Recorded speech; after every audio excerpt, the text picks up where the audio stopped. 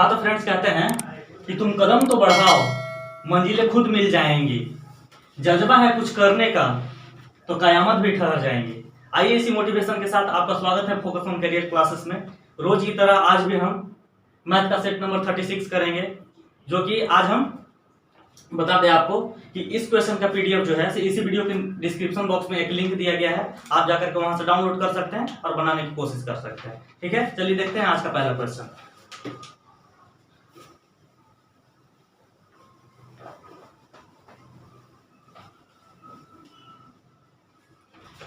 पहला क्वेश्चन है कि ए ने किसी वस्तु को 1400 रुपए में खरीदता, उसे बी को 25% लाभ पर बेच दिया, बी ने उसे सी को 20% लाभ पर बेच दिया और सी ने डी को 15% हानि पर बेच दिया, तो डी का क्रय मूल्य कितना होगा। ठीक है, देखिए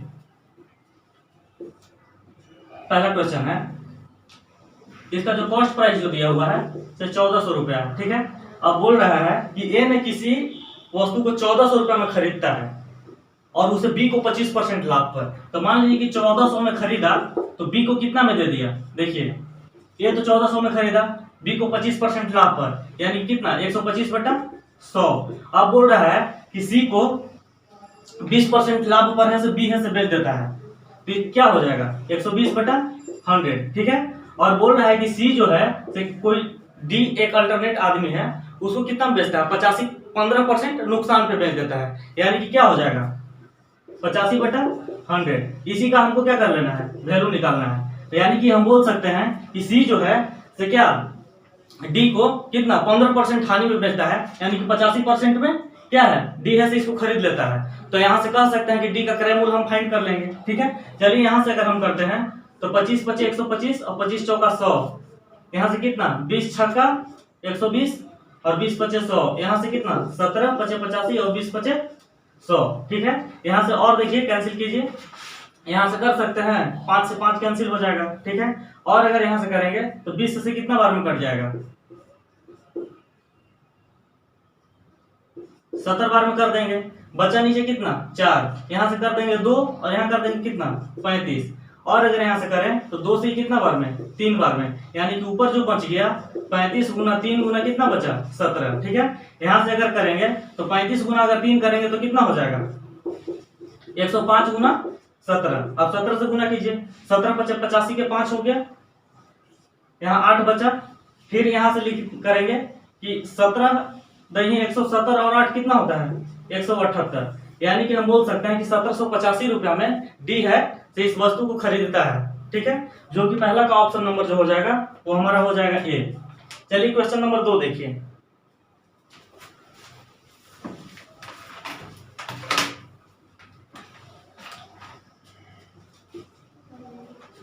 क्वेश्चन नंबर 2 है ए और बी किसी काम को एक साथ मिल करके 24 दिन में पूरा कर सकते हैं। उन्होंने 18 दिन तक यह कार्य को किया, शेष कार्य को सी ने 10 दिन में पूरा किया, तो सी अकेले इस काम को कितना दिन में करेगा।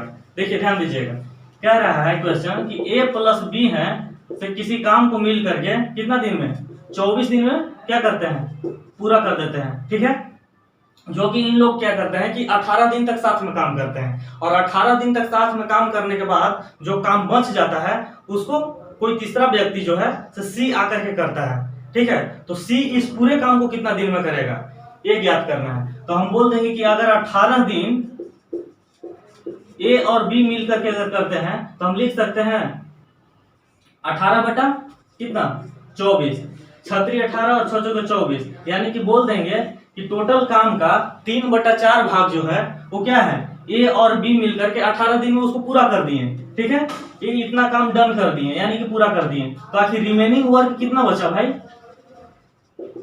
रिमेनिंग वर्क यानी कि बचा हुआ जो काम बचा वो कितना बचा, टोटल काम 1 था तो उसमें से 3/4 घटा दीजिएगा तो कितना बचेगा 1/4 काम। ठीक है, 1/4 काम को सी जो है से 1/4 काम को कितना दिन में करता है 10 दिन में। तो अब बताइए कि 1/4 काम को 10 दिन में करता है तो पूरे काम को कितना दिन में करेगा, तो हम लिख देंगे कि पूरा काम को 10 चौके कितना 40 दिन में क्या है सी है से पूरा काम को कर देगा, यानी कि कह सकते हैं कि 2 का ऑप्शन नंबर जो हो जाएगा हमारा ए हो जाएगा। चलिए क्वेश्चन नंबर हम लोग 3 देखते हैं।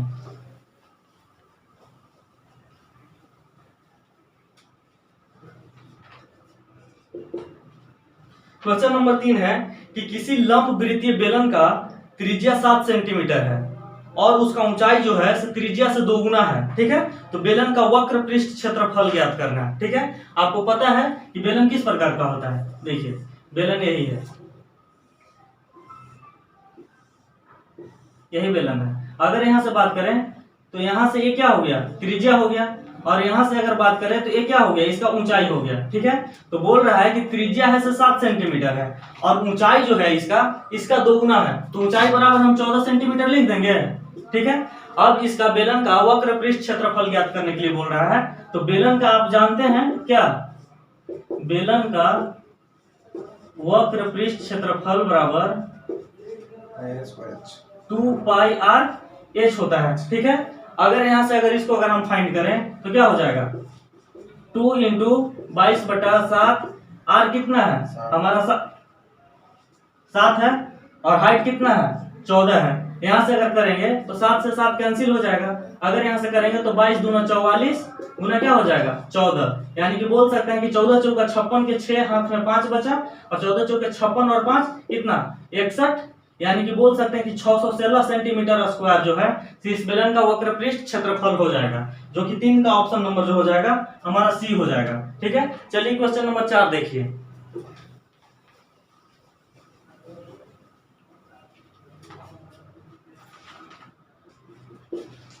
क्वेश्चन नंबर 4 है कि यदि एक त्रिभुज की भुजाएं 6 सेंटीमीटर, 8 सेंटीमीटर और 10 सेंटीमीटर है, तो उस त्रिभुज का परिवृत्त का त्रिज्या की लंबाई ज्ञात करना है। ठीक है, देखिए एक त्रिभुज दिया हुआ है। ठीक है, त्रिभुज दिया हुआ है, इसका प्रत्येक भुजा जो है तो देखिए एक 6 सेंटीमीटर है, एक 8 सेंटीमीटर है और एक दिया हुआ है कितना 10 सेंटीमीटर है। तो अब बोल रहा है कि इसका जो ऊपर से जो वृत्त बनेगा ऐसे, इसी का क्या बोल रहा है, रेडियस ज्ञात करना है। ठीक है, यानी त्रिज्या ज्ञात करना है। तो आपको बता दें कि किसी भी त्रिभुज नहीं, यहाँ पे कोई भी रैंडमली मान लीजिए कि वो त्रिभुज की कोई जरूरी नहीं है। यहाँ पे देखिए सब इसका जो भुजा जो है आपस में बराबर नहीं है। ठीक है, तो हम यहाँ से बोल सकते हैं कि ये विषमबाहु त्रिभुज है। ठीक है, और कोई भी विषमबाहु त्रिभुज का जो क्या होता है, परिवृत्त का जो त्रिज्या होता है उसका फॉर्मूला होता है, परिवृत्त का त्रिज्या बराबर होता है भुजा ए बी सी, यानी कि तीनों भुजाओं का गुणनफल बटा इस त्रिभुज का क्षेत्रफल से डिवाइड करते हैं कितना 4 गुना इस त्रिभुज का क्षेत्रफल। ठीक है, यही होता है। तो सबसे पहले क्या करेंगे कि इस त्रिभुज का क्षेत्रफल निकाल लेंगे। ठीक है, इस त्रिभुज का अगर क्षेत्रफल निकालते हैं तो क्षेत्रफल का फॉर्मूला क्या होता है भाई, आपको पता है कि त्रिभुज का क्षेत्रफल बराबर एस इंटू एस माइनस ए, एस माइनस बी और एस माइनस क्या होता है सी होता है। तो अब बोलेंगे कि एस क्या होता है। ठीक है, तो एस बराबर हम लिख सकते हैं कि तीनों भुजाओं का योग बटा क्या होता है 2 होता है। तो हम यहाँ से लिख देंगे कि a प्लस बी प्लस सी बटा 2। अब यहाँ से जोड़िएगा तो 10, 6, 16 और 8 कितना होता है 24। तो हम यहाँ से लिख देंगे 24 बटा 2। तो इसका जो वैल्यू आ जाएगा एस का वो आ गया 12। ठीक है, अगर यहाँ से अगर आगे फाइंड करते हैं तो यहाँ लिख सकते हैं हम 12 गुना 12 में से पहला भुजा को घटा दीजिए तो क्या हो जाएगा 12 माइनस 6 और दूसरा भुजा 12 माइनस 10 और यहाँ पे लिख देंगे 12 माइनस तीसरा भुजा कितना है 8 है। अगर यहाँ अगर फाइनल अगर हम करें तो लिख सकते हैं कि 12 गुना 12 में से 6 खरच 6 हो जाएगा, यहाँ क्या हो जाएगा 2 और यहाँ से कितना हो जाएगा 4 हो जाएगा। ठीक है, इसके बाद अगर इस चीज को अगर हम फाइंड करते हैं तो कितना आएगा, देखिए हम लिख सकते हैं कितना, इसको अगर लिखेंगे 6 गुना 2 गुना 6 गुना 2 गुना 4। अब बताइए कि 2 ठो 6 है तो एक 6 बाहर निकल जाएगा, एक 2 ठो 2 है तो एक 2 बाहर निकल जाएगा और 4 का बाहर निकलेंगे तो क्या हो जाएगा 2 हो जाएगा। यानी कि बोल सकते हैं कि 6 दूना 12 दूना 24 जो आया हमारा इस त्रिभुज का क्या हुआ क्षेत्रफल आ गया, यानी कि बोल सकते हैं कि 24 सेंटीमीटर स्क्वायर। तो अब बताइए कि परिवृत्त का क्षेत्रफल निकालना है तो परिवृत्त का त्रिज्या निकालना है तो हम क्या लिख सकते हैं यहाँ से प्रथम भुजा गुना दूसरा भुजा गुना तीसरा भुजा। ठीक है, तो तीनों भुजा क्या लिख सकते हैं 6 गुना 10 गुना 8 डिवाइडेड बाई 4। पहले से था त्रिभुज का क्षेत्रफल कितना आया 24, यहाँ से अगर करें तो 6 चौके 24 और 4 दूना 8, यानी कि बोल सकते हैं हम कि 10 दूना 20 बटा 4, यानी कि कितना 5 सेंटीमीटर जो आ गया, यही परिवृत्त का त्रिज्या आ जाएगा। ठीक है, जो कि 4 का ऑप्शन नंबर जो हमारा हो जाएगा वो हो जाएगा कितना, बी। चलिए क्वेश्चन नंबर हम लोग 5 देखते हैं।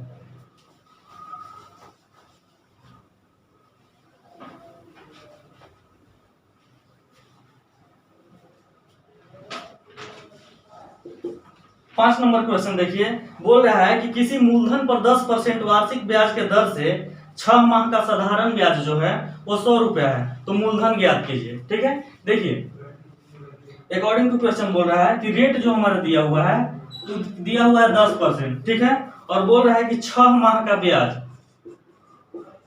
6 माह का साधारण ब्याज, 6 माह का साधारण ब्याज जो दिया हुआ है वो 100 रुपया दिया हुआ है। ठीक है, तो अब मूलधन हमारा प्रिंसिपल ज्ञात करना है। देखिए अब 6 महीना का ब्याज दिया हुआ है 100 रुपया, तो साल भर का ब्याज क्या हो जाएगा, 200 रुपया हो जाएगा। तो हम लिख देंगे कि एक वर्ष का एसआई मतलब कि सिंपल इंटरेस्ट साधारण ब्याज कितना हो जाएगा, 200 रुपया हो जाएगा। अब बताइए कि प्रति वर्ष क्या है, 10% रेट लग रहा था। ठीक है, लेकिन 6 माही पे जोड़ा गया था। ठीक है, तो यहां से हम क्या बोल सकते हैं कि 10% बराबर कितना है, 200 रुपया है। तो बताइए कि 100% बराबर क्या हो जाएगा, 2000 रुपया हो जाएगा। यही हमारा क्या हो जाएगा, मूलधन हो जाएगा। मूलधन बोले तो प्रिंसिपल हो जाएगा। ठीक है, जो कि 5 का ऑप्शन नंबर जो हो जाएगा वो हमारा हो जाएगा बी। चलिए क्वेश्चन नंबर 6 देखिए।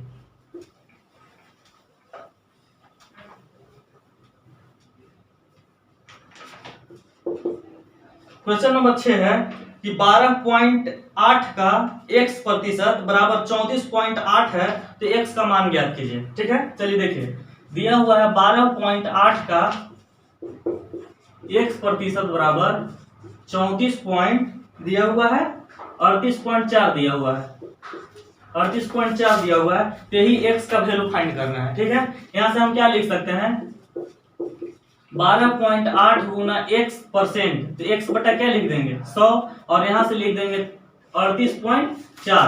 अगर इससे अगर इसको कट कीजिएगा तो कितना बार में, 3 बार में कटेगा। यानी कि बोल सकते हैं कि यहाँ देखिए x है बटा में 100 है, इस 100 को अगर इधर ले जाते हैं तो क्या हो जाएगा, 3 से गुना हो जाएगा, यानी कि x का जो वैल्यू आ गया वो हमारा 300 आ गया, जो कि 6 का ऑप्शन नंबर हमारा ए हो जाएगा। चलिए क्वेश्चन नंबर 7 देखिए।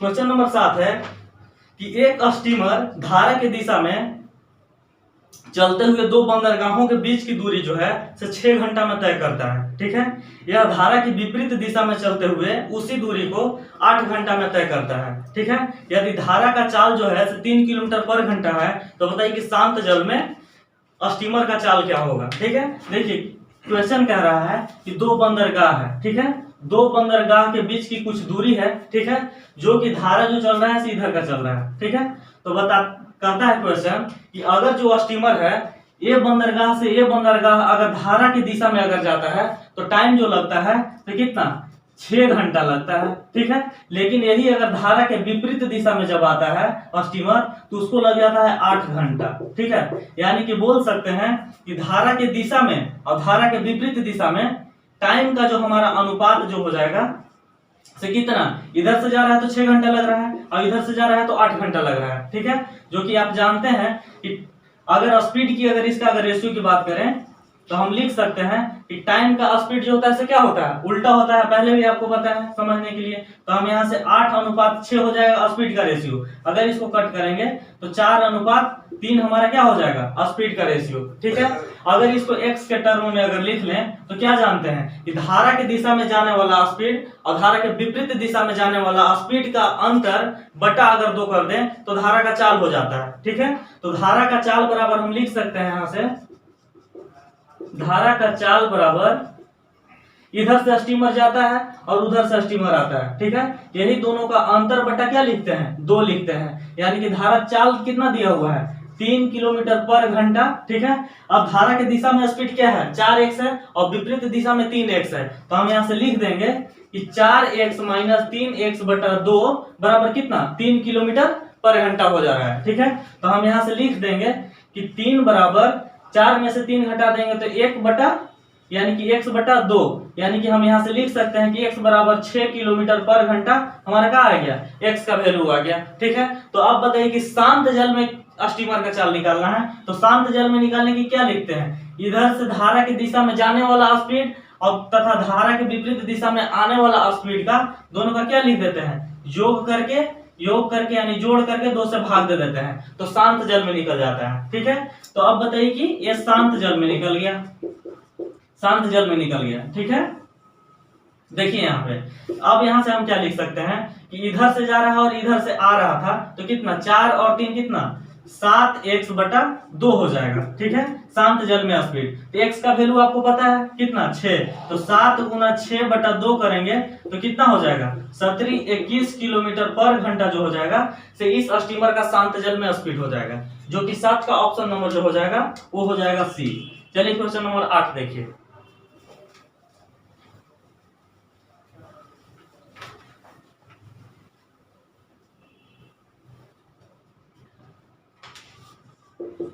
क्वेश्चन नंबर 8 बोल रहा है कि P Q Q R R P के औसत आयु जो है वो क्रमशः 13, 14 और 12 वर्ष है। तो बताइए कि क्यू का आयु क्या हो जाएगा। देखिए P प्लस Q का जो औसत आयु जो दिया हुआ है वो दिया हुआ है कितना 13, और Q प्लस R का जो औसत आयु दिया हुआ है वो दिया हुआ है 14, और R प्लस Q का जो R प्लस P का जो दिया हुआ है औसत आयु वो दिया हुआ है कितना 12 दिया हुआ है। तो यहाँ से हमको Q का औसत Q का आयु ज्ञात करना है। ठीक है, चलिए यहाँ से ध्यान दीजिए, अगर P और Q का अगर कुल आयु की अगर बात करें तो कितना हो जाएगा 13 दूना 26। अगर यहाँ पे अगर कुल आयु की बात करें तो क्या 14 दूना 28 लिख सकते हैं, और यहाँ से अगर कुल आयु की अगर बात करें तो R प्लस P का कुल आयु कितना हो जाएगा 24। अब देखिए हम कह सकते हैं कि P प्लस Q का वैल्यू कितना है 26 है, Q प्लस R का वैल्यू कितना है 28 है, और R प्लस P का वैल्यू कितना है 24 है। तो देखिए हम यहाँ से क्या लिख सकते हैं P plus Q plus R plus P। ठीक है, यहाँ से इसका टोटल वैल्यू की अगर बात करें तो देखिए 26, 28 और 24 को क्या करेंगे जोड़ देंगे, क्योंकि देखिए P Q को टर्म को जोड़े हैं, Q R टर्म को जोड़े हैं और R P को जोड़े हैं। ठीक है, तो यहाँ से कितना हो जाएगा 26, 24 अगर जोड़े तो कितना 50 और 28 कितना होता है 78 होता है। ठीक है, यहाँ से देखिए हम लिख देंगे 2 को P है, 2 को Q है और 2 को R है, तो हम लिख सकते हैं 2P plus 2Q plus 2R। अगर यहाँ से और अगर एक स्टेप आगे बढ़े तो 2 को हम कॉमन ले रहे हैं। ठीक है, तो 2 अगर कॉमन ले लेंगे तो P प्लस Q प्लस अगर R की बात करें तो हमारा कितना हो जाएगा 78, और इस 2 से अगर इस 78 को अगर कट कर दें तो कितना हो जाएगा 39। हमारा क्या हो जाएगा P plus Q plus R का वैल्यू 39 हो जाएगा। तो अब बताइए कि Q का वैल्यू जब पूछ रहा है तो इस 39 में से P और R का वैल्यू को अगर घटा दें तो हमारा Q का वैल्यू निकल जाएगा। तो हम यहाँ से लिख सकते हैं कि P plus Q plus R में से अगर P और R को अगर घटा देते हैं तो हमारा क्या निकल जाएगा Q बच जाएगा, Q का आयु। तो इसका वैल्यू कितना है P plus Q plus R का 39। तो चलिए 39 में से हम कितना P और R का, तो P और R का वैल्यू कितना है 24। ठीक है, अगर यहाँ से अगर ज्ञात करें तो 39 में से अगर 24 घटा दें तो 15 वर्ष जो आ जाएगा वो हमारा क्या आ जाएगा Q का आयु आ जाएगा। ठीक है, जो कि 8 का ऑप्शन नंबर जो हो जाएगा वो हमारा हो जाएगा बी। चलिए क्वेश्चन नंबर 9 देखिए।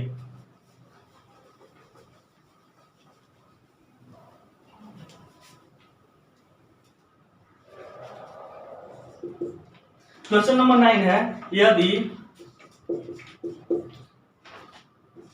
0.75 अनुपात x समानुपात 5 अनुपात 8 दिया हुआ है, तो बताइए कि x का मान ज्ञात करना है। देखिए इसको हम कैसे लिख सकते हैं, इसको लिख सकते हैं 0.75 डिवाइडेड बाई x, और समानुपात मतलब बराबर क्या लिख देंगे 5/8। अगर यहाँ से अगर हम तिरछा तिरछे अगर मल्टीप्लाई करें यहाँ से क्या लिख सकते हैं 5x बराबर 0.75 इंटू 8 लिख देंगे। अगर इस 5 से अगर इसको कट करें तो क्या हो जाएगा 0.15 बार में कट जाएगा। ठीक है, तो x बराबर लिख देंगे 15 से यानी कि 2 अंक के बाद दशमलव दे देंगे तो x का जो वैल्यू आ गया 1 पॉइंट क्या आ गया 2 आ गया। ठीक है, जो कि 9 का ऑप्शन नंबर जो हो जाएगा वो हमारा हो जाएगा सी। चलिए क्वेश्चन नंबर 10 देखिए।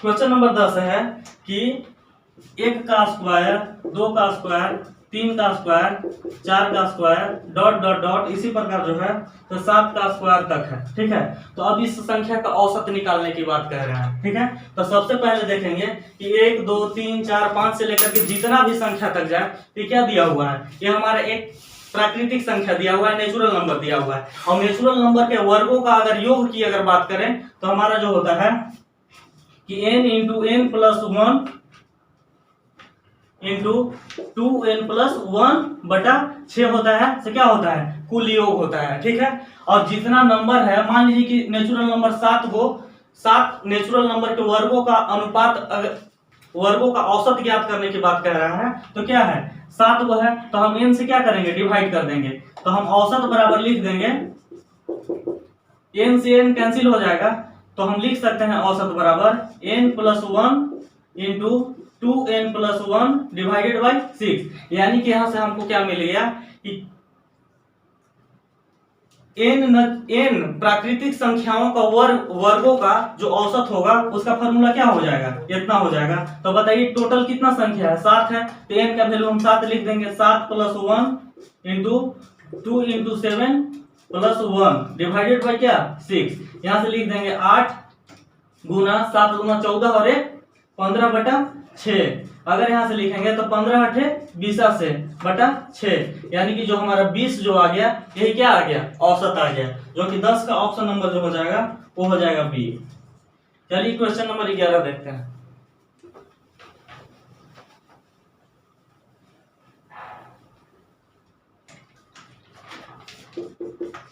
क्वेश्चन नंबर 11 कह रहा है कि उस 2 अंकीय अभाज्य संख्या जिसकी इकाई और दहाई अंकों का स्थान पर संख्या जो है सब बराबर है। ठीक है, तो उस संख्या का अंकों का योग ज्ञात करना है। ठीक है, चलिए देखिए बोल रहा है क्वेश्चन में कि एक 2 अंक का अभाज्य संख्या है। ठीक है, जिसका प्रथम संख्या और द्वितीय संख्या जो है से आपस में क्या है बराबर है। ठीक है, और जब बराबर है तो वो दोनों संख्याओं का योग ज्ञात करने के लिए बोल रहा है। ठीक है, तो देखिए जो हमारे पास जो ऑप्शन दिया हुआ है, ए में दिया हुआ है 18 दिया हुआ है, बी की बात बोले तो 10 दिया हुआ है, और सी की बात बोले तो 2 दिया हुआ है, और डी का बात बोले तो 6 दिया हुआ है। ठीक है, यहां से हमारा देखिए प्रथम संख्या 2 अंक का दिया हुआ है कोई अभाज्य संख्या। ठीक है, समझिएगा इसको, 2 अंकों का अभाज्य संख्या है। ठीक है, तो देखिए पहला संख्या और दूसरा संख्या आपस में बराबर है, तो हम क्या, तो हम ये बोल सकते हैं कि ये दोनों का योग ज्ञात करने के लिए बोल रहे हैं। ठीक है, तो अब बताइए कि यहाँ से अगर पहला संख्या और दूसरा संख्या अगर बराबर करें तो यहाँ से अगर 18 को क्या लिख सकते हैं 9 यानी 2 अंक का ये संख्या है, और यहाँ से अगर बोले तो क्या आया 5 आया, और यहाँ से आया क्या 1 आया, और यहाँ से क्या आया 3 आया। देखिए सभी में यहाँ दिख रहा है कि 2 अंक का संख्या है, पहला संख्या और अंतिम संख्या क्या है आपस में बराबर है। तो अब बोल रहा है कि अभाज्य संख्या कौन सा है, तो देखिए 33 की अभाज्य संख्या है नहीं है, 55 है अभाज्य संख्या नहीं है, 99 है नहीं है, लेकिन अगर 11 की अगर बात करें तो ये हमारा क्या है अभाज्य संख्या है। ठीक है, अब देखिए इसका पहला संख्या और दूसरा संख्या आपस में बराबर है, यानी कि हम बोल सकते हैं कि 11 का ऑप्शन नंबर जो हो जाएगा वो हमारा हो जाएगा सी, यानी कि इसको जो जोड़ देंगे तो हमारा 2 यानी कि सी हमारा क्या हो जाएगा आंसर हो जाएगा। चलिए क्वेश्चन नंबर 12 देखिए।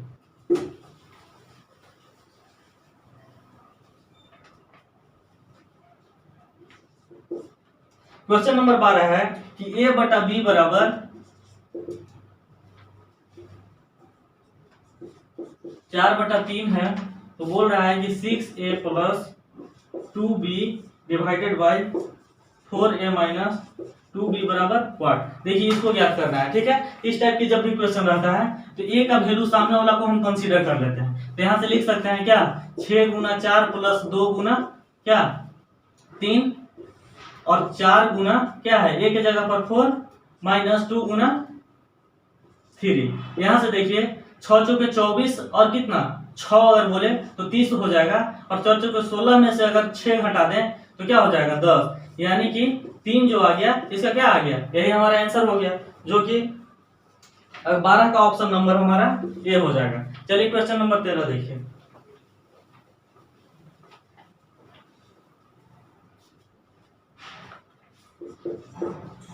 क्वेश्चन नंबर 13 बोल रहा है कि षष्ठभुज के सभी विकर्णों का संख्या ज्ञात कीजिए। ठीक है, तो षष्ठभुज दिया हुआ है,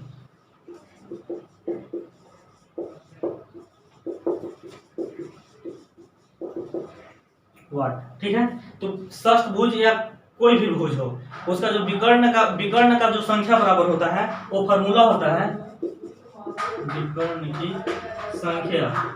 विकर्ण की संख्या बराबर हम लिख सकते हैं n इंटू एन माइनस 3/2 होता है। ठीक है, तो षष्ठभुज दिया हुआ है तो 6 हम n का वैल्यू पुट कर लेंगे। ठीक है, यानी बोल सकते हैं कि 6 इंटू 6 माइनस 3/2। अगर यहाँ से करें तो 6 गुना 3/2 यानी कि क्या आ गया 18/2, यानी कि 9 को क्या हो जाएगा, विकर्ण हो जाएगा। ठीक है, जो कि 13 का ऑप्शन नंबर जो हो जाएगा वो हमारा सी हो जाएगा। चलिए क्वेश्चन नंबर 14 देखिए।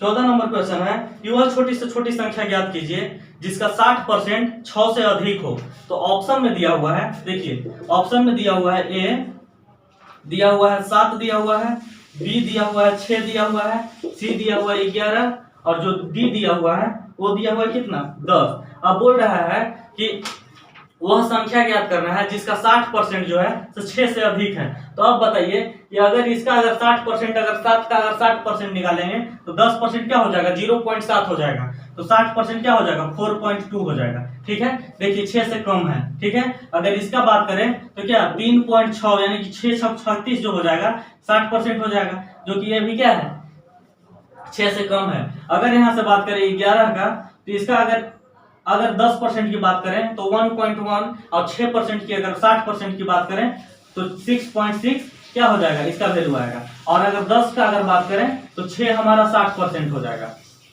जितना भी वैल्यू निकाल रहे थे ये 60% का वैल्यू निकाल रहे थे। ठीक है, तो अब देख लीजिए कि 6 से किसका है से बड़ा है। ठीक है, तो ऑप्शन के अकॉर्डिंग चलेंगे तो हमारा सी जो है से क्या हो जाएगा, यही आंसर हो जाएगा। ठीक है, जो कि 14 का ऑप्शन सी हो जाएगा। चलिए क्वेश्चन नंबर 15 देखते हैं।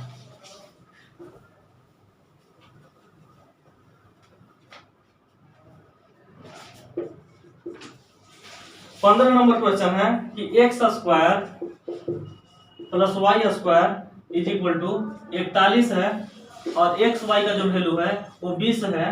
तो बोल रहा है क्वेश्चन में कि 1/x प्लस 1/y का वैल्यू क्या हो जाएगा। ठीक है, चलिए यहाँ से अगर इसको हम ज्ञात करते हैं तो आप फार्मूला जानते हैं कि x प्लस वाई का होल स्क्वायर बराबर X square plus Y square plus 2xy होता है। ठीक है, यहाँ से अगर बात करें तो हम लिख सकते हैं कि x square plus Y square का वैल्यू कितना है 41 दिया हुआ है। ठीक है, और यहाँ से बात करें तो 2 और एक्स वाई का वैल्यू कितना है 20 है, यानी कि हम बोल सकते हैं कि x प्लस वाई का होल स्क्वायर बराबर कितना, अगर इस स्क्वायर को अगर इधर ले जाए तो हम रूट के अंदर में लिख सकते हैं कितना 20 गुना 40 और 41 कितना होता है 81। अगर इसको अगर निकालें तो 9 जो आ गया हमारा x प्लस वाई का वैल्यू आ गया। ठीक है, तो अब x वाई का वैल्यू हमारा x प्लस वाई का वैल्यू अगर 9 आ गया तो हम यहाँ से देखिए इसको फाइंड करने के लिए बोल रहा है, तो इसको लिख सकते हैं अगर इसका एलसीएम लेंगे तो एक्स वाई हो जाएगा। तो यहाँ से क्या लिख सकते हैं एक्स प्लस वाई। ठीक है, तो एक्स प्लस वाई का वैल्यू अभी क्या निकाले हैं 9 निकाले हैं। ठीक है, तो 9 हम पुट कर देंगे और बटा में एक्स वाई का वैल्यू क्या है 20 है, तो 9/20 जो है तो क्या हो जाएगा, यही हमारा आंसर हो जाएगा, जो 15 का ऑप्शन नंबर जो हो जाएगा हमारा ए हो जाएगा। ठीक है, चलिए क्वेश्चन नंबर 16 देखिए।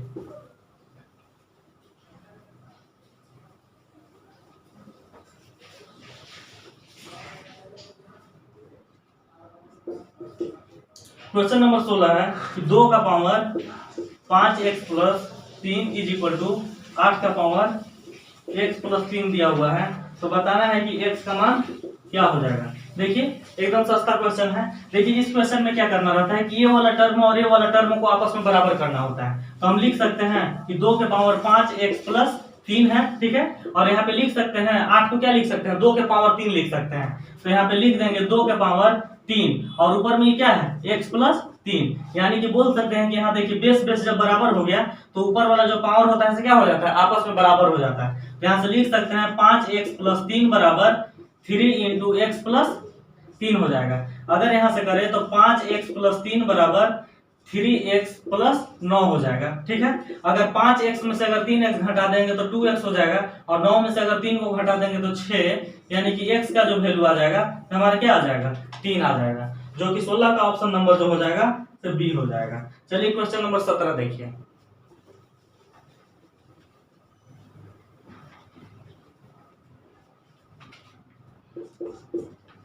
क्वेश्चन नंबर 17 है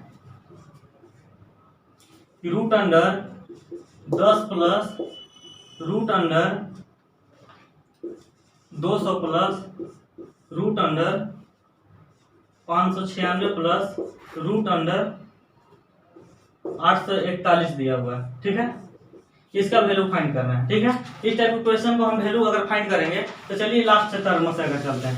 841 को अगर रूट करेंगे तो हमारा 29 आ जाएगा। ठीक है, अगर 29 आएगा तो 596 और 29 को अगर जोड़ते हैं तो क्या हो जाएगा, देखिए ये दोनों को अगर आपस में जोड़ते हैं तो हमारा 600 क्या हो जाएगा, 25 √अंडर में। अब 625 को रूट से बाहर निकालेंगे तो क्या आ जाएगा, 25, और इस 25 को अगर इस 200 के साथ में जोड़ देंगे तो क्या आ जाएगा हमारा 225, और 225 को अगर रूट से अगर बाहर निकालेंगे तो 15 आएगा। ठीक है, अब इस 15 को अगर इस 10 के साथ अगर जोड़ देते हैं तो क्या आ जाएगा, 25, यानी कि हमारा फाइनल आ गया √25। ठीक है, इसका जो फाइनल वैल्यू हो जाएगा वो हमारा 5 क्या हो जाएगा, यही आंसर हो जाएगा, जो कि 17 का ऑप्शन नंबर जो हो जाएगा वो हमारा, देखिए ऑप्शन में दिया हुआ है, ऑप्शन में भी क्या चीज दिया हुआ है, देखिए पहला ऑप्शन दिया हुआ 5√3, दूसरा दिया हुआ 5√5, तीसरा दिया हुआ 5√2, और चौथा ऑप्शन जो दिया हुआ है वो 5√1 दिया हुआ है। देखिए इस 5 को 5√1 दिया हुआ है, तो बताइए कि अगर यहाँ पे अगर आप थोड़ा सा भी अगर सेंस लगाते हैं तो √1 का मतलब क्या होता है, 1 होता है, यानी कि हम बोल देंगे कि क्या 5 × 1 बराबर क्या है, 5 है। तो ये जो ऑप्शन दिया हुआ है थोड़ा सा सिर्फ क्या है, टेंशन बढ़ाने के लिए दिया हुआ है, तो हम टेंशन को अपना बढ़ाएंगे नहीं, डायरेक्ट क्या करेंगे, 5 आंसर मारेंगे और निकल जाएंगे, यानी कि 5√1 आंसर मारेंगे, जो कि 17 का ऑप्शन नंबर हमारा क्या हो जाएगा, डी हो जाएगा। ठीक है, चलिए क्वेश्चन नंबर 18 देखिए।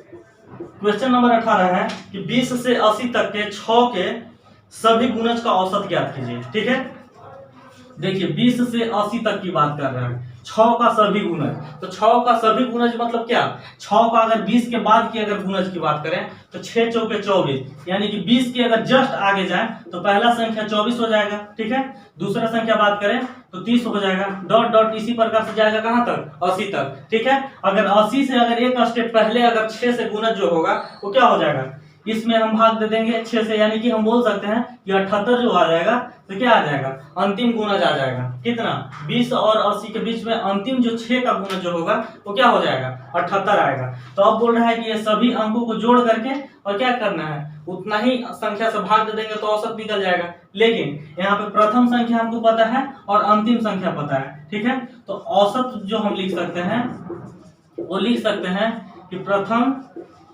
संख्या प्लस अंतिम संख्या बटा 2। ठीक है, तो यहाँ से लिख देंगे प्रथम क्या है, लेकिन यहाँ पे ध्यान देना होगा कि सभी के बीच का जो अंतर जो है वो बराबर होना चाहिए, यानी कि 6 का गुणज है तो सबका अंतर के सबके बीच, सभी संख्या के बीच में कितना अंतर रहा होगा, 6 का अंतर रहा होगा, यानी कि बोल सकते हैं कि यहाँ सभी संख्याओं के बीच का जो अंतर है वो क्या है, बराबर है, 6 है, तब ये फॉर्मूला यहाँ पे लागू होता है। ठीक है, तो प्रथम अंक क्या हो गया, 24 हो गया, और अंतिम अंक 78 हो गया। यहाँ से अगर 2 से अगर जोड़ करके भाग देते हैं तो क्या आएगा, देखिए 8 4 12 के 2 हाथ में 1, 7 2 9 1 10, 102 बटा अगर 2 करेंगे तो हमारा 51 जो आ जाएगा से ही क्या आ जाएगा, औसत आ जाएगा, जो कि 18 का ऑप्शन नंबर हमारा ए हो जाएगा। चलिए 19 नंबर क्वेश्चन देखिए।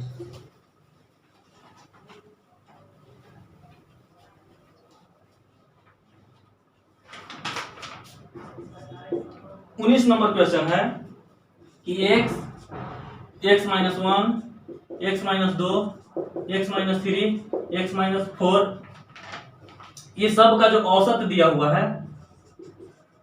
औसत जो दिया हुआ है तो 20 दिया हुआ है, तो बोल रहे हैं कि प्रथम दो संख्याओं का औसत क्या हो जाएगा, यानी कि ये प्रथम दो संख्या का औसत ज्ञात करने के लिए बोल रहा है। ठीक है, तो देखा जाए यहाँ पे तो 1 2 3 4 5 यानी कि 5 टर्म का जो औसत दिया हुआ है, हम बोल सकते हैं यहाँ से कि पांचों टर्म का जो औसत दिया हुआ है वो कितना दिया हुआ है, 20 दिया हुआ है। यहाँ देखिए 20 लिखिए। ठीक है, औसत की बात कर रहा है तो 5 टर्म है तो 5 से भाग दे देंगे और सभी में क्या जोड़ देंगे, आपस में सबको जोड़ देंगे। ठीक है,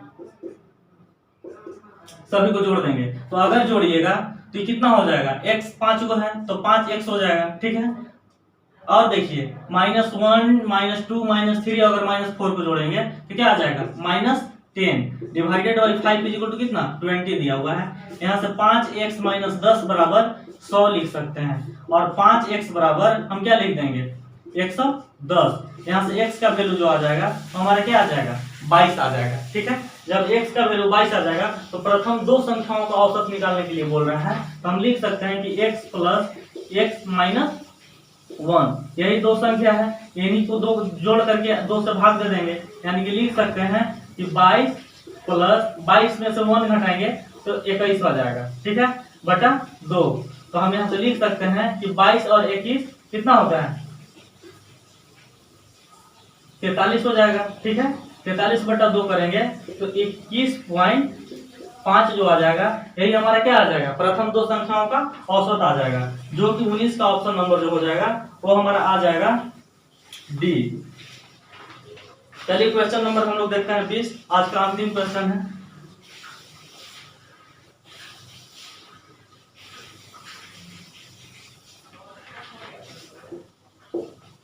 क्वेश्चन नंबर 20 है कि x + 1/x का जो वैल्यू दिया हुआ है वो 26 दिया हुआ है।